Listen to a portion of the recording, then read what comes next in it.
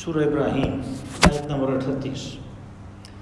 اعوذ باللہ من الشیطان الرجیم، بسم اللہ الرحمن الرحیم۔ ربنا انک تعلم ما نخفی وما نعلن وما يخفى على الله من شيء في الأرض ولا في السماء الحمد لله الذي وهب لي على الكبر إسماعيل وإسحاق إن ربي لسميع الدعاء رب اجعلني مقيم الصلاة ومن ذريتي ربنا وتقبل دعاء ربنا اغفر لي ولوالدي وللمؤمنين يوم يقوم الحساب ولا تحسبن الله غافلا عما يعمل الظالمون انما يؤخرهم ليوم تشخص فيه الابصار مهطعين مقنعي رؤوسهم لا يرتد اليهم طرفهم وافئدتهم هواء وانذر الناس يوم ياتيهم العذاب فيقول الذين ظلموا ربنا اخرنا الى اجل قریب نجب دعوتك ونتبع الرسل اولم تكونوا اقسمتم من قبل ما لكم من زوال وسكنتم في مساكن الذين ظلموا انفسهم وتبين لكم كيف فعلنا بهم وضربنا لهم الامثال وقد مكروا مكرهم عند الله مكرهم وإن كان مكرهم لتزول منه الجبال صدق الله العظيم۔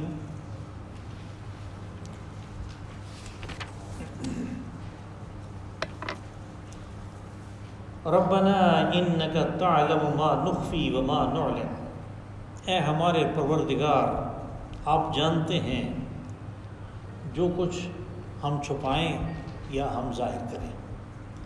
وما يخفى على الله من شيء في الارض ولا في السماء، اور اللہ پہ چھپی ہوئی کوئی چیز بھی نہیں ہے، نہ زمین میں اور نہ آسمانوں میں۔ الحمد للہ الذی وہب لی علی الکبر اسماعیل و اسحاق، تمام تعریف اور سپاس اس اللہ کے لیے ہے کہ جس نے بڑھاپے میں مجھے اسماعیل اور اسحاق جیسے بیٹے دیے۔ ان ربی لسمیع الدعاء، بے شک میرا رب دعا کو سننے والا، قبول کرنے والا ہے۔ رب اجعلنی مقیم الصلاۃ ومن ذریتی، اے پروردگار مجھے بھی نماز کا قائم کرنے والا اور میری اولادوں میں سے بھی لوگوں کو قائم کرنے والا بنا۔ ربنا وتقبل دعا، یا رب ہماری دعاؤں کو، ہماری التجاؤں کو قبول فرما۔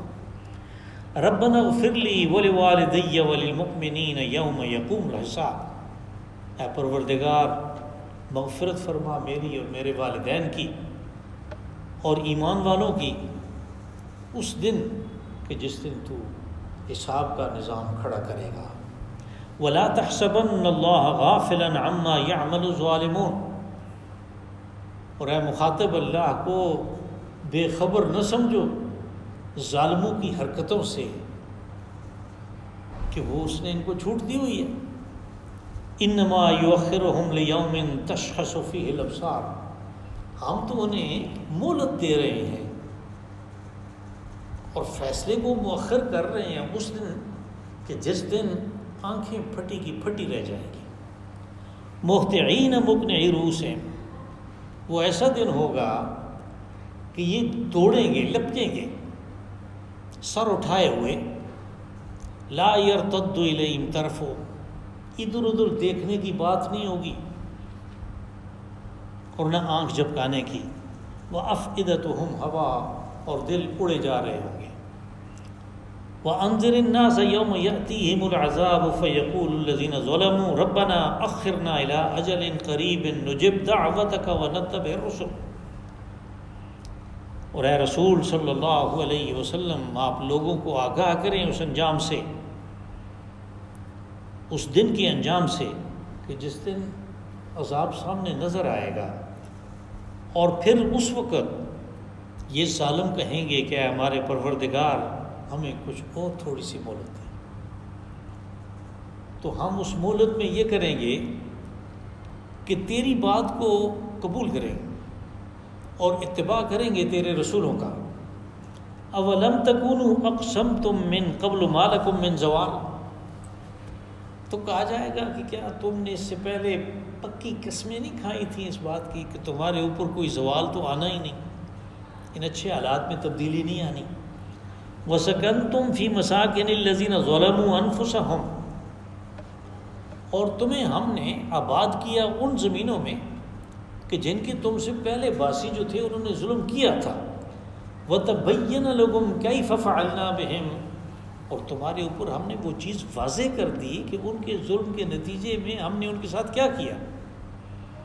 وَضَرَبْنَا لَكُمُ الْأَمْثَالَ، اور ان کے علاوہ بھی تمہیں بہت ساری مثالیں ہم نے دی۔ وَقَدْ مَكَرُوا مَكْرَهُمْ وَعِنْدَ اللَّهِ مَكْرُهُمْ، اور لوگوں نے چالیں چلیں اور ساری چالیں اللہ کے پاس ہیں، ان کی ساری چالیں اللہ کے پاس ہیں۔ وَإِنْ كَانَ مَكْرُهُمْ لِتَزُولَ مِنْهُ الْجِبَالُ، اور وہ چالیں کچھ بھی نہیں کر سکتی اگرچہ ایسے نظر آتا ہو کہ جیسے ان چالوں سے تو پہاڑ بھی اپنی جگہ سے سرک جائیں گے۔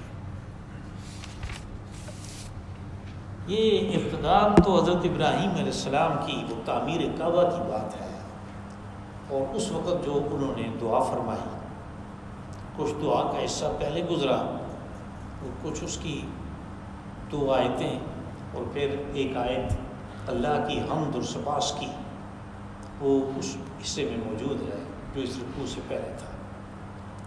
حضرت ابراہیم علیہ السلام نے کعبہ حضرت اسماعیل علیہ السلام کی مدد سے تعمیر کیا، یہ بات تو یہاں سے بالکل واضح ہے، لیکن تورات والوں نے عجیب و غریب کام کیے۔ انہوں نے چونکہ ذبیح حضرت اسحاق کو ثابت کرنا تھا، اس لیے اس جگہ کی تاریخ میں اسرائیلیوں نے اور ان کے پیروکاروں نے بہت زیادہ اس تاریخ کو مسخ کرنے کی کوشش کی، اور تاریخ کو مسخ کرتے ہوئے اللہ کی جو کتاب تھی اس کے مندرجات کو بھی اپنی مرضی کے مطابق تبدیل کیا۔ لیکن جیسے آپ قرآن پاک میں دیکھتے ہیں، ایک ہی نبی کا، ایک ہی رسول کا، ایک ہی قسم کا واقعہ ایک جگہ بھی ہے، دوسری جگہ اس کا کوئی اور حصہ آ جاتا ہے، تیسری جگہ کسی اور وجہ سے اس کو بیان کر دیا جاتا ہے الفاظ کی تبدیلی کے ساتھ۔ اسی طرح جو ذبیح کا معاملہ ہے اس کو بھی تورات میں مختلف طریقوں سے بیان کیا گیا، تو انہوں نے اس کو تبدیل کرنے کی کوشش کی، لیکن پھر بھی رہ گیا کام۔ جو آج کے ترجموں میں بھی یہ ثابت ہوتا ہے کہ جو یہ پہلے کہہ رہے ہیں وہ اللہ کا کلام نہیں ہے، اور یہ ایک مذموم قسم کی کوشش کر رہے ہیں اس بات کو ثابت کرنے کی۔ یہاں پہ جو ترتیب بھی آئی ہے، یعنی حضرت ابراہیم علیہ السلام اللہ کی حمد بیان کر رہے ہیں۔ حمد وہ تعریف ہے، ہم تو ذرا سادے طریقے پہ اس کا ترجمہ دیکھتے ہیں، تمام تعریف اللہ کے لیے۔ حمد وہ تعریف ہے کہ جس کے اندر شکر اور سپاس کی کیفیت موجود ہوتی ہے، یعنی کبھی کبھی ایسے بھی ہوتا ہے کہ آدمی تعریف کرتا ہے لیکن اس تعریف میں شکر و سپاس کے بجائے چاپلوسی ہوتی ہے۔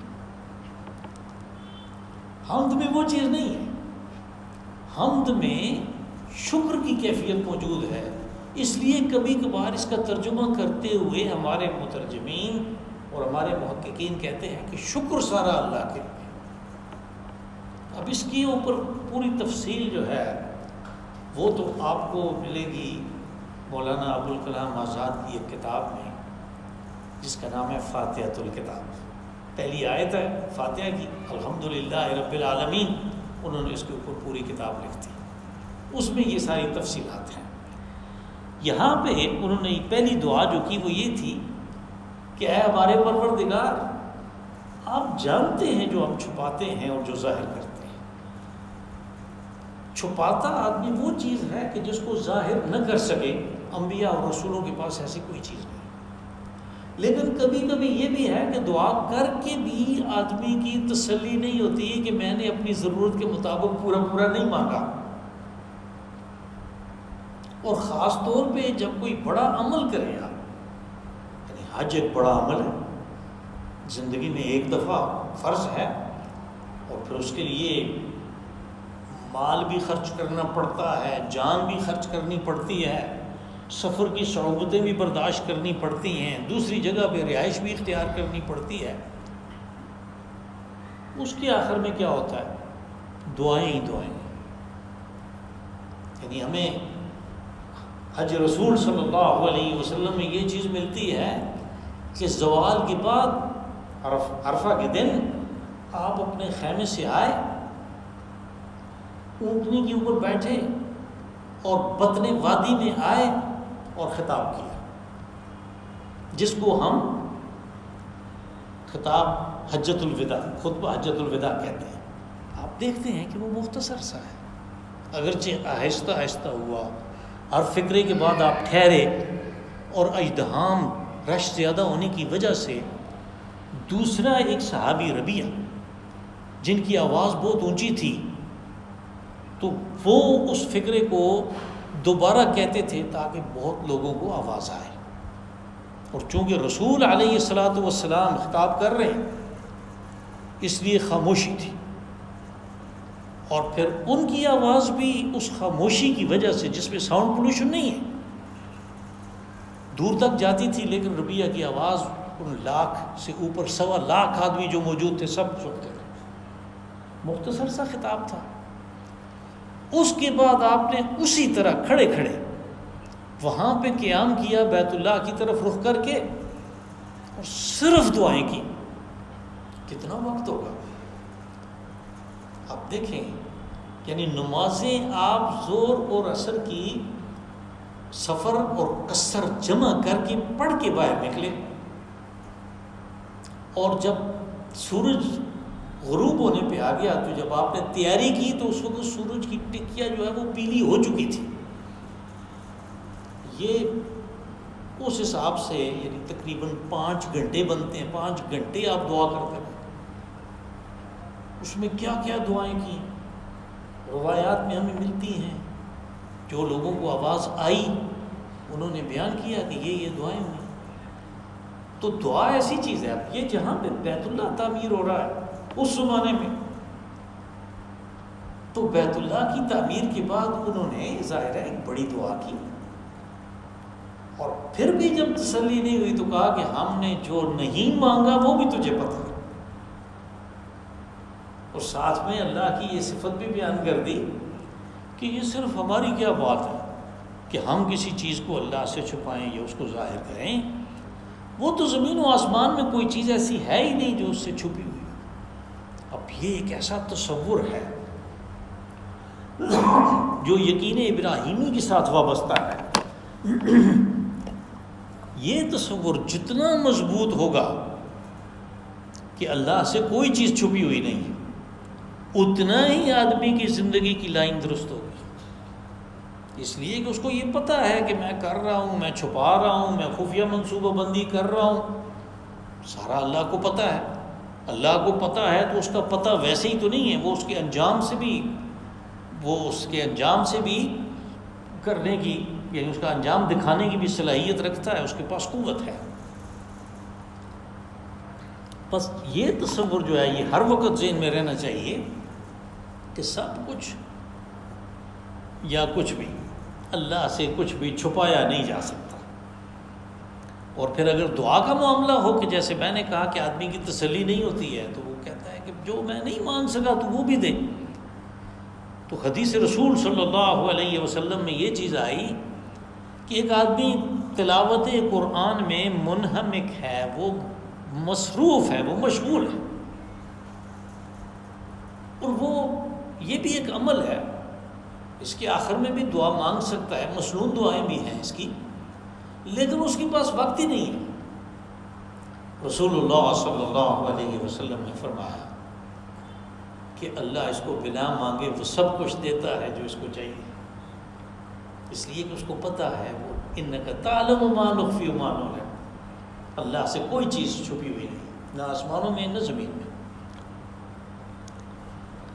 الحمدللہ الذی وہب لی علی الکبر اسماعیل و اسحاق، اب یہ دعا کر رہے ہیں کہ تمام تعریف اس اللہ کے لیے ہے جس نے بڑھاپے میں علی الکبر، بڑا ہونے کو بڑھاپے کو کہتے ہیں، اور حضرت اسماعیل علیہ السلام کی پیدائش ہوئی تو اس وقت حضرت ابراہیم علیہ السلام کی عمر 87 سال تھی،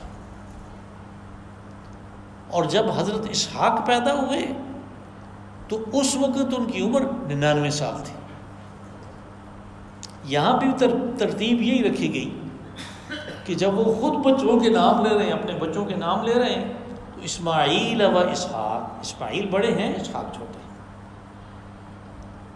اور حضرت اسماعیل کی قربانی اس وقت ہوئی کہ جب وَلَمَّا بَلَغَ مَعَهُ السَّعْيَ قَالَ يَا بُنَيَّ إِنِّي أَرَىٰ فِي الْمَنَامِ، جب وہ دوڑنے پھرنے کے قابل ہو گیا اس کے ساتھ، یعنی ابراہیم علیہ السلام جا رہے ہیں تو وہ بھی ان کے ساتھ جا رہے ہیں۔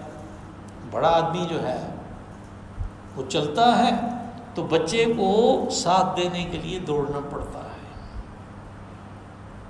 کہا وہ جب اس کے ساتھ دوڑنے لگا تو پھر انہوں نے کہا کہ میں دیکھتا ہوں کہ میں خواب میں نے دیکھا کہ میں تجھے ذبح کر رہا ہوں۔ وہ ذبح کا واقعہ ہوا۔ اس وقت حضرت اسحاق بہت چھوٹے تھے، تو کہا کہ یہ اسماعیل اور اسحاق اس نے مجھے بڑھاپے میں عطا کیے۔ اللہ کا شکر اس بات پہ ادا کیا کہ نبی کی، رسول کی جو نگاہ ہے وہ دیکھتا ہے کہ ان کے صلب سے کیا پیدا ہونے والا ہے، تو اس کے اوپر وہ اللہ کا شکر ادا کرتا ہے کہ میری اولاد میں سے یہ چیز ہوئی۔ ان ربی لسمیع الدعاء، کہا یہ میرے پروردگار کی بات ہے کہ وہ دعا کو سنتا ہے، سننے سے مراد وہ سنتا اور قبول کرتا ہے۔ رب اجعلنی مقیم الصلاۃ ومن ذریتی ربنا وتقبل دعا۔ اب اس سے پہلے یہ بات گزر چکی، انہوں نے کہا کہ یہ بیت اللہ ہم تعمیر کر رہے ہیں لیقیم الصلاۃ، تاکہ نماز کا ایک قیام ہو سکے یہاں پہ، اس مقصد کے لیے بنایا۔ جب تعمیر ہو گئی تو جو دعا کی اس میں یہ کہا کہ مجھے بھی نماز کے قائم کرنے والا بنا۔ اب جیسے کبھی کبھار یہ تو لفظ بار بار اقام الصلاۃ بار بار آتا، لیکن کبھی کبھی اس کی تشریح کرنی پڑتی ہے کہ نماز کا قیام اور چیز ہے، نماز کا پڑھنا اور چیز ہے۔ ہم اکثر و بیشتر نماز کو پڑھتے ہیں، نماز کے قیام کے لیے جس قسم کا اہتمام ہمیں صحابہ اکرام میں نظر آتا ہے تو اس سے پتہ چلتا ہے کہ وہ قیام صلاۃ کے مفہوم کو اس طرح سمجھے تھے۔ اب قیام صلاۃ اگر ہم نے کرنا ہے تو اس طریقے پہ کرنا پڑے گا، اور وہ طریقہ یہ ہے کہ پہلے تو وقت کا جب تعین ہو چکا تو پھر اس میں ادھر ادھر کی بات نہیں ہے۔ اذان ہو گئی پھر ادھر ادھر کی بات نہیں ہے، پھر اس کے بعد مسجد میں آنا ہے جیسے ان کا دستور تھا، اور مسجد میں آنا ہے تو مسجد میں آنے کے جو آداب ہیں ان کا خیال رکھنا ہے، اور یہ آداب اتفاق سے آج کل ہم جمعے میں جو بات کر رہے ہیں اس میں آئیں گے، اس جمعے میں پرسوں وہ آئیں گے اس میں۔ اور پھر اس کے بعد قیام نماز میں جن شرائط کی، جن پابندیوں کی ضرورت ہے ان کو مد نظر رکھنا ہے۔ اب ان میں سے مثال کے طور پہ یہ صرف ایک چیز کو ہم لے لیتے ہیں، نماز کو آئے ہیں لیکن موبائل کو آن رکھا ہوا ہے، اب بیچ میں وہ ساز بھی بج رہے ہیں، پھر یہ بھی ہم نے دیکھا ہے کہ اس کو نکال کے پھر اس کے بعد دیکھتے ہیں یہ کس کی کال ہے، پھر اس کے بعد اس کو بند کرتے ہیں۔ ہماری فقہ کی کتابوں میں اگر آپ فقہ کا مطالعہ کریں تو نماز کے جو مفاسد ہیں ان میں سے ایک یہ بھی ہے کہ اتفاق سے کوئی چیز پڑی ہوئی تھی، تو کاغذ پڑا ہوا تھا، آپ کے ذہن میں آ گیا کہ یہ کیا لکھا ہوا ہے، اور وہاں پہ یعنی کنز الدقائق میں، یہ فقہ کی ایک کتاب ہے، اس میں یہ نہیں لکھا ہوا کہ قرآن پاک کا ورقہ تھا آپ نے وہ پڑھ لیا، آپ نے جو بھی کوئی بھی کاغذ تھا، اب کسی کا نام لکھا ہوا اس کے اوپر پڑھ لیا، میسج پڑھ لیا، تو پھر تو وہ بات نہیں بنی۔ اور اتنی زیادہ یعنی نماز کے اندر فَاعْبُدِ اللَّهَ كَأَنَّكَ تَرَاهُ فَإِن لَّمْ تَكُن تَرَاهُ فَإِنَّهُ يَرَاكَ، حدیث جبریل میں آیا کہ نماز یعنی عبادت اس طرح کرو گویا تم اللہ کو دیکھ رہے، اور نہیں تو کم از کم یہ ہو کہ وہ تمہیں دیکھ رہا ہے۔ اب بندے کو اس نے پیدا کیا، وہ اس کا معبود ہے، خالق ہے، مالک ہے، سب کچھ ہے، ان دونوں کے درمیان ایک رابطہ ہے، ایک بات چیت چل رہی ہے۔ هل تعلم ان المصلی یناجی ربہ، کہ نمازی کو کیا اس بات کا پتہ ہے کہ میں اپنے رب سے مناجات کر رہا ہوں؟ مناجات کہتے ہیں سرگوشی کرنے کو، یعنی وہ سرگوشی کیسی کر رہا ہے کہ بیچ میں کسی کی کال آئی تو اس کی ساری توجہ ادھر ہو گئی ہے، سرگوشی اللہ سے کر رہا تھا۔ تو اس معاملے میں زبردست احتیاط کی ضرورت ہے۔ اگر علماء منع نہیں کرتے، اگر لوگ منع نہیں کرتے، تو اس کا یہ مطلب نہیں ہے کہ یہ درست ہے، یہ درست نہیں ہے، لوگ جھگڑے سے ڈرتے ہیں۔ علماء جو ہیں آپ کو پتہ ہی ہے کہ انگریزوں کے آنے کے بعد ہمارے ہاں جو ائمہ مساجد تھے ان کو محلے والوں کا محتاج کر دیا گیا، وہ ان کے محتاج ہیں۔ اب جو محتاج ہو کسی کا، وہ اس کو کیسے کہہ سکتا ہے کہ بھئی یہ موبائل جو ہے اس سے تمہاری نماز برباد ہو رہی ہے؟ یہ قیام نماز کے اندر جو یہ ساری چیزیں آ جاتی ہیں۔ وَمِن ذُرِّيَّتِي، یہ دیکھیں آپ اس نے کہا کہ مجھے نماز قائم کرنے والا بنا اور میری اولاد میں سے، یہ من تبعیض کا اس کو کہتے ہیں لغت میں، اس سے مراد یعنی حضرت ابراہیم علیہ السلام کہہ رہے ہیں کہ سارے نہیں، سارے نماز کے قائم کرنے والے نہیں ہیں،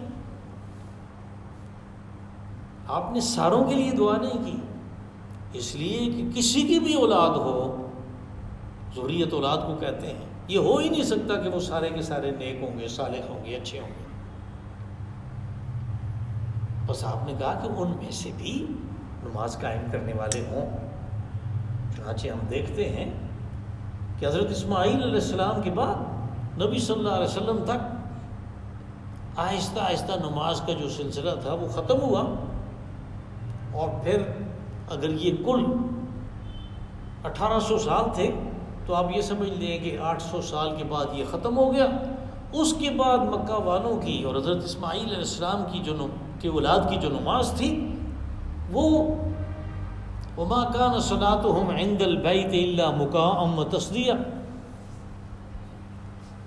سورۃ توبہ میں کہا کہ ان لوگوں کی نماز جو ہے وہ بیت اللہ کے قریب کیا تھی؟ سیٹیاں اور تالیاں، سیٹیاں اور تالیاں بجانا، اس کو وہ نماز کہہ رہے تھے، اتنا وہ حالات بگڑ گئے۔ تو اس لیے من کا لفظ استعمال ہوا، یہ تمیز کا ہے کہ ان میں سے دوسروں کو بھی بنا۔ ربنا وتقبل دعا، یا رب ہماری التجاؤں کو، ہماری آرزوؤں کو، ہمارے اس استغاثے کو قبول فرما۔ ربنا اغفر لی ولوالدی وللمؤمنین یوم یقوم الحساب، یا رب میری بھی مغفرت فرما، میرے والدین کی بھی مغفرت فرما، اور ایمان والے لوگوں کی بھی مغفرت فرما اس دن جس دن کہ آپ حساب کے لیے وہ نظام کھڑا کریں گے، عدل، میزان عدل جس دن نصب ہوگی، یعنی قیامت کے دن۔ اب یہاں پہ دیکھیں حضرت ابراہیم علیہ السلام اپنے والدین کے لیے دعائیں مغفرت کر رہے ہیں، اور اس سے پہلے یہ بات گزر چکی کہ حضرت ابراہیم بہت رقیق قلب، بہت نفیس قسم کے آدمی تھے، تو وہ گھر سے جانے کے بعد بھی کہ جب کہ باپ سے ان کا جو مباحثہ تھا وہ شرک اور توحید کے اوپر تھا، اور اس نے کہا کہ اگر تم مجھے ان سے برگشتہ کرنے کی میرے معبودوں سے کوشش کرو گے تو میں تمہیں سنسار کر دوں گا۔ نکل جاؤ یہاں سے. آپ نے نکلتے ہوئے یہ کہا تھا کہ میں جا رہا ہوں، میں آپ کے لیے اللہ سے بخشش مانگوں گا. اس کے نتیجے کے طور پہ اس وعدے کے لحاظ سے آپ بخشش مانگتے رہے یہاں تک کہ اللہ نے منع کر دیا. اور یہ بات سورۃ توبہ میں گزر چکی ہے. اللہ نے منع کر دیا کہ اس کے لیے مغفرت مت مانگو، آپ نے اس کے بعد بند کر دیا، مغفرت کی دعا نہیں کی. یہ مکی صورت ہے، یہ اس سے پہلے کی بات ہے. تو آپ والدین کے لیے بھی دعا کر رہے ہیں.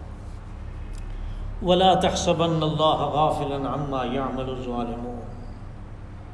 کیا ہے مخاطب، اللہ کو بے خبر نہ سمجھ ظالموں کی کرتوتوں سے، جو کچھ وہ کر رہے ہیں. اور یہ معاملہ ہماری سمجھ میں بہت اچھے طریقے سے آ سکتا ہے، اس لیے کہ اس وقت دنیا ظلم سے بھر گئی ہے. اور کمال پھر یہ ہے کہ وہ جو زخرف القول غرورہ ہے، یعنی جو ملمس شدہ بات، جو پروپیگنڈا ہے، اس سے بالکل الٹی چیزیں ثابت کر کے ہمیں دکھایا جا رہا ہے. مثال کے طور پہ آپ دیکھیں، آج کل مغرب اور امریکہ وغیرہ صرف یہ بات کہہ رہے ہیں کہ بھئی یہ طالبان جو ہیں انسانی حقوق کا خیال نہیں رکھتے،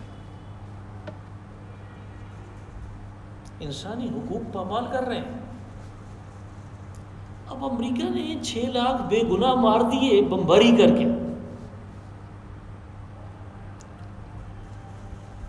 وہ تو انسانی حقوق کے بالکل مطابق تھا. عراق میں 25 لاکھ آدمی مار دیے، وہ اس کے بالکل مطابق تھا. لیبیا والوں کا کیا حال کیا، ملک کیسے تھے اور کیا بنا دیا ان سے. شام میں کیا ہوا، یعنی پہلے ان کا وہ اشر کیا ٹھیک ٹھاک خوشحال قسم کے لوگ، ان کا وہ اشر کیا، ان کو پھر مہاجر بنایا، پھر دنیا کو بتایا کہ ہم کتنے انسانی ہمدرد ہیں، ہمارے اندر ہمدردی کا جذبہ کوٹ کوٹ کے بھرا ہوا ہے. تو لاکھوں کو بے گھر کیا اور چند سو کو اپنے ہاں بنا دے دی، سٹیزن شپ دے دی. وہ بمباری بھی تم نے کی تھی. دوسروں کے معاملات میں مداخلت کا کون کہتا ہے؟ اور ہم یہ سمجھتے ہیں کہ یہ اتنی بڑی طاقت ہے کہ اس کا کون کچھ بگاڑ سکتا ہے. یہ آیت اس بات کو بتاتی ہے کہ اس کا کوئی بگاڑتا ہے کہ نہیں. کہا گیا مخاطب تو غافل یا بے خبر نہ سمجھ اللہ کو ظالموں کی کرتوتوں سے جو وہ کر رہے ہیں. اب صرف ایک ہی بات ہے کہ بے خبر نہ سمجھو تو وہ کیا کر رہا ہے. اس نے کہا انما یؤخرہم لیوم تشخص فیہ الابصار. میں تو اس معاملے کو، یعنی انصاف تو میں نے کرنا ہے، اس لیے کہ وہ العدل جل جلالہ سراپا عدل ہے، اس نے انصاف تو کرنا ہے. لیکن اس دنیا میں انصاف نہیں ہو سکتا. یہ دنیا انجام کے لیے بنی نہیں ہے، یہ آغاز ہے. یہاں پہ انصاف نہیں ہو سکتا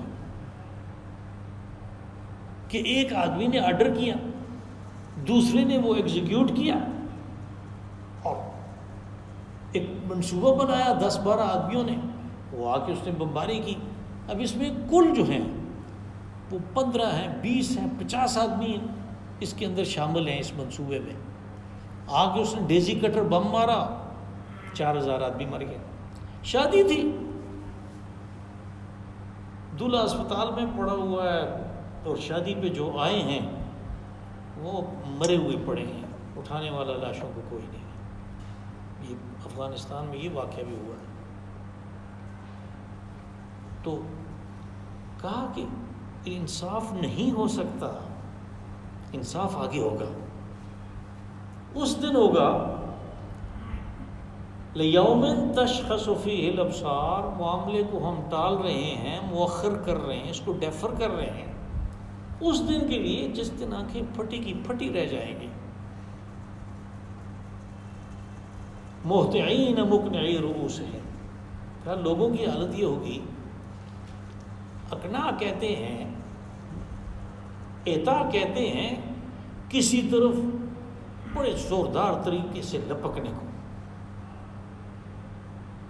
کہ وہ ایک ہی طرف توجہ کر رہے ہوں گے، اور وہ کیا ہے، یعنی وہ حشر کا میدان، سارے کے سارے اٹھ کے جب ان کو دوسری زندگی ملے گی تو اس میدان کی طرف ان کی توجہ ہوگی، ادھر لپک رہے ہوں گے، اور یہ اس طرح لپک رہے ہیں۔ مقنعی رؤوسہم، اقناع کہتے ہیں سر اٹھانے کو، کبھی کبھی یہ آواز بلند کرنے کے لیے بھی استعمال ہوتا ہے، کہ سر اٹھائے ہوئے جا رہے ہوں گے۔ سر اٹھانے کا یہ مطلب ہے کہ ادھر ادھر نہیں دیکھ رہے ہوں گے کہ دوسرا کون ہے، یہ کیا کر رہا ہے، میں تو اس طرف جا رہا ہوں، نہیں، سارے اس طرف جا رہے ہیں۔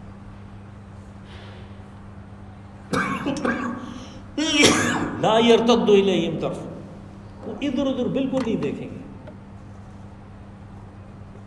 وَأَفْئِدَتُهُمْ هَوَاءٌ، اب جتنی باتیں پہلے استعمال ہوئیں یہ ساری کی ساری، کبھی کبھار ایسا ہوتا ہے کہ آدمی یہ کچھ کر رہا ہوتا ہے، یعنی لپک رہا ہوتا ہے، بھاگ رہا ہوتا ہے ایک طرف، آگے کوئی تیغ تقسیم ہو رہی ہے، یہاں وہ بات نہیں ہے، اس لیے اس کو واضح کیا کہ افئدتہم ہوا، ان وقت وہ دیگ والی بات نہیں ہے، بلکہ ان کے دل اڑے جا رہے ہوں گے۔ ہوا، ہم بھی اس کو ہوا کہتے ہیں، یہ یہاں سے آیا ہے، اڑنے کے لیے استعمال ہوتا ہے، دل اڑے جا رہے ہوں گے، یعنی بہت زبردست گھبراہٹ ہوگی۔ وَأَنذِرِ النَّاسَ يَوْمَ يَأْتِيهِمُ الْعَذَابُ، کہا گیا ہے رسول صلی اللہ علیہ وسلم آپ لوگوں کو اس انجام سے آگاہ کریں، ان کو وارن کریں، انذار کریں کہ جس دن عذاب کو وہ سامنے دیکھیں گے کہ یہ ہوتا ہے عذاب۔